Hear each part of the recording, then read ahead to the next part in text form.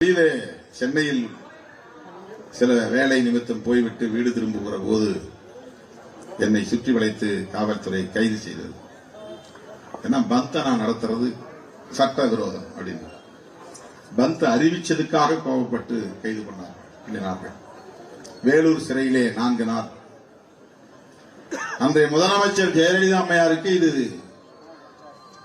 தெரிந்த பிறகு கைது செய்த காவல்துறையினரை கண்டித்துவிட்டு வெயிலே போடாமல் என்னை வெளியே அனுப்பினார் ஜெயலலிதா அம்மையார். இதுவும் தமிழ்நாட்டு வரலாற்றில் வேறு யாருக்கும் நிகழாத ஒன்று.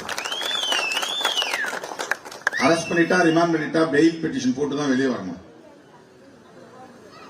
ஆனால் ரிமாண்ட் ஆன பிறகு 4 நாள் உள்ளே இருந்த நிலையில் 4வது நாள் சார் நீங்க போகலான்னு கதவை திறந்து விட்டாங்க.